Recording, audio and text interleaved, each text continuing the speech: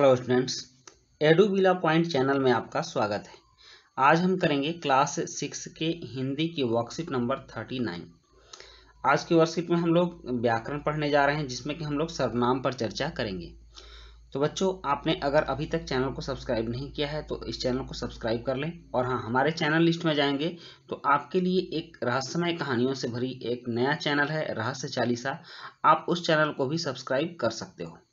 तो चलिए बच्चों, शुरू करते हैं आज की वर्कशीट। और आज की वर्कशीट में हम लोग सर्वनाम पढ़ने वाले हैं। तो प्यारे बच्चों, पिछले कार्यपत्रक में हमने पढ़ा कि संज्ञा के स्थान पर आने वाले शब्दों को सर्वनाम कहते हैं। मतलब कि जो शब्द संज्ञा के बदले में यूज किए जाएं उसको सर्वनाम कहते हैं। प्रयोग के अनुसार सर्वनाम के 6 प्रकार हैं या 6 भेद हैं। सबसे पहला भेद है पुरुषवाचक सर्वनाम, दूसरा है निश्चयवाचक सर्वनाम, तीसरा अनिश्चयवाचक सर्वनाम, चौथा संबंधवाचक सर्वनाम, पांचवा प्रश्नवाचक सर्वनाम और छठा निजवाचक सर्वनाम। आज हम सर्वनाम के भेदों को विस्तार से सीखेंगे। जैसे देखिए, पुरुषवाचक सर्वनाम। तो पुरुषवाचक सर्वनाम किसे कहते हैं? तो बात कहने वाले, सुनने वाले या किसी अन्य व्यक्ति या वस्तु जिसके संबंध में बात की जा रही हो के लिए प्रयोग सर्वनाम को पुरुषवाचक सर्वनाम कहते हैं। और पुरुषवाचक सर्वनाम 3 प्रकार के होते हैं। मतलब कि जो कहने वाला हो, सुनने वाला हो या जिसके बारे में बात किया जाए, तो इन तीनों स्थितियों में हम लोग इसको पुरुषवाचक सर्वनाम कहते हैं। और इसके 3 भेद भी होते हैं। सबसे पहला भेद होता है उत्तम पुरुष। उत्तम पुरुष का मतलब होता है वक्ता अपने नाम के स्थान पर जिन सर्वनाम का प्रयोग करता है, जैसे मैं, मेरा, मुझे, मुझको। तो ये सभी क्या हुआ? ये सभी सर्वनाम हुआ। मुझको ये एक वचन में हुआ, और हम, हमारा, हमें ये बहुवचन में हुआ। तो बोलने वाला जब जिस शब्द का प्रयोग अपने लिए करता है, जो कुछ भी बोलता है और अपने बदले में, किसी नाम के बदले में किसी दूसरे शब्द का प्रयोग करता है, तो यह पुरुषवाचक सर्वनाम होता है। और पुरुषवाचक सर्वनाम में भी यह उत्तम पुरुष सर्वनाम होता है। मतलब जो बोलता है वह उत्तम पुरुष कहलाता है। वक्ता को क्या कहते हैं? उत्तम पुरुष कहते हैं। उसके बाद है मध्यम पुरुष सर्वनाम। तो मध्यम पुरुष सर्वनाम वक्ता श्रोता के लिए जिन सर्वनामों का प्रयोग करता है, मतलब जो बीच में हो, जो सुन रहा है, तो सुनने वाले के लिए जिस सर्वनाम का प्रयोग होता है, जैसे तू, तेरा, तुझे, तुम, तुम्हारा, तुम्हें, आप, आपका और आपको। तो ये सभी क्या हुआ? ये सभी सुनने वाले के लिए, मतलब जो बीच में है, जो सुन रहा है, उसके लिए इन शब्दों का प्रयोग होता है। तो ये सभी मध्यम पुरुष सर्वनाम हो गया। और नेक्स्ट है अन्य पुरुष सर्वनाम। अन्य पुरुष मतलब जिसके बारे में बात की जाए। यहाँ देखिए, वक्ता या श्रोता के अतिरिक्त किसी अन्य व्यक्ति या प्राणी या जिन सर्वनामों का प्रयोग किया जाता है, जैसे वह, यह, ये, वे आदि। तो ये सब क्या हुआ? ये सब अन्य पुरुष सर्वनाम हो गया। उसी प्रकार नेक्स्ट भेद है इसका, सर्वनाम का दूसरा प्रकार है निश्चयवाचक सर्वनाम। निश्चयवाचक सर्वनाम का मतलब हुआ वे सर्वनाम शब्द जो किसी निश्चित वस्तु या व्यक्ति की ओर संकेत करते हैं, उन्हें निश्चयवाचक सर्वनाम कहते हैं। जैसे उससे दूर रहना, यह मैंने बनाया है। तो उससे और यह निश्चित है कि उसके बारे में कहा जा रहा है, यह के बारे में कहा जा रहा है। तो यह निश्चयवाचक सर्वनाम हो गया। उसी प्रकार होता है अनिश्चयवाचक सर्वनाम। और अनिश्चयवाचक सर्वनाम इसका ठीक उल्टा होता है, जिस सर्वनाम शब्द से किसी निश्चित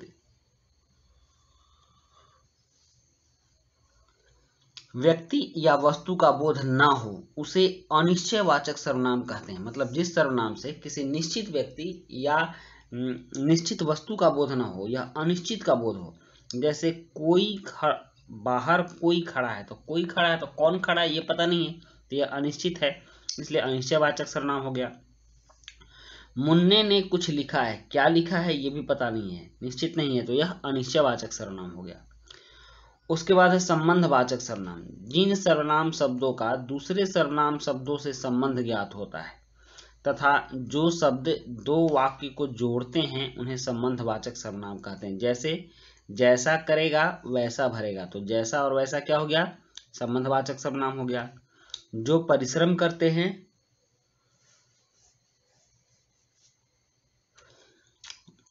वे सुखी रहते हैं, तो जो परिश्रम करते हैं वे सुखी रहते हैं, तो ये क्या हो गया, ये संबंधवाचक सर्वनाम हो गया।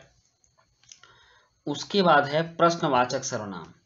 तो प्रश्नवाचक सर्वनाम क्या होता है, प्रश्न करने के लिए जिन सर्वनामों का उपयोग होता है उन्हें प्रश्नवाचक सर्वनाम कहते हैं। जैसे बाहर कौन खड़ा है, तो कौन शब्द से क्या हो रहा है, प्रश्न हो रहा है। तुम क्या खा रहे हो, क्या भी प्रश्नवाचक सर्वनाम हो गया। मेरा पेन किसने लिया, तो यह प्रश्नवाचक सर्वनाम हो गया। उसके बाद छठा है निजवाचक सर्वनाम। तो निजवाचक सर्वनाम में जिस सर्वनाम शब्द से अपनेपन का बोध हो उसे निजवाचक सर्वनाम कहते हैं। जैसे मैं अपने आप चला जाऊंगा, तो यह क्या हुआ, निजवाचक सर्वनाम हुआ। वह अपने आप खा लेगा, यह क्या हुआ,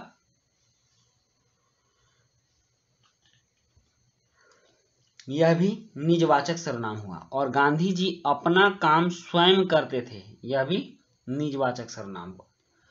अब हम देखते हैं कि हमने क्या सीखा और समझा। तो चलिए अब कुछ प्रश्न हैं और प्रश्न के आधार पर इनके उत्तर को लिखते हैं। जैसे निम्नलिखित वाक्यों में सर्वनाम शब्द छांटकर उसका भेद भी लिखिए। तो इसमें सर्वनाम शब्द देखिए, यहाँ मैं है, मैं, तो मैं क्या हुआ, मैं हुआ उत्तम पुरुष सर्वनाम।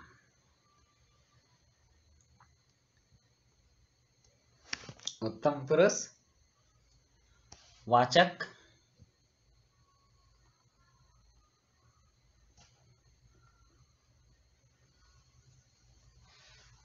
सर्वनाम हो गया। आप क्या लोगे, तो क्या क्या है, यह प्रश्नवाचक है, तो यहां प्रश्नवाचक सर्वनाम हो जाएगा।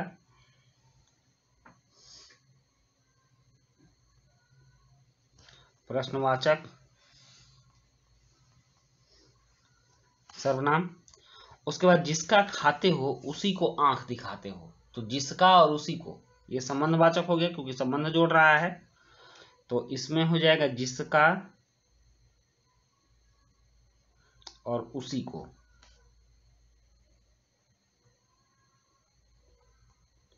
उसी को, ये हो गया संबंधवाचक सर्वनाम।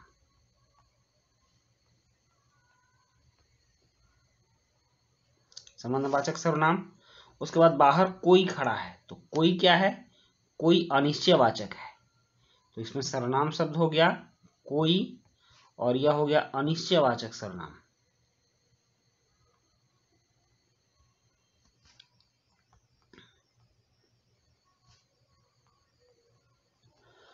अनिश्चयवाचक सर्वनाम हो गया। उसके बाद है मैं खेलने जा रहा हूं, तो मैं खेलने जा रहा हूं, मैं क्या हुआ, मैं हुआ उत्तम पुरुष सर्वनाम, तो यहां सर्वनाम शब्द है मैं और इसका भेद होगा उत्तम पुरुष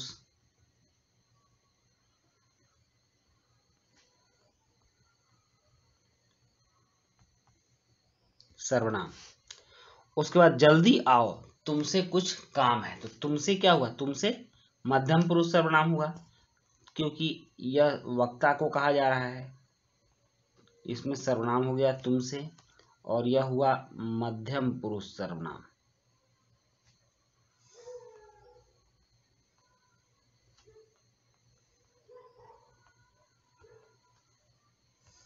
मध्यम पुरुष सर्वनाम। उससे दूर रहना, तो उससे दूर रहना यह निश्चयवाचक सर्वनाम हो गया, यह निश्चित है कि उससे दूर रहना है, उससे निश्चयवाचक सर्वनाम।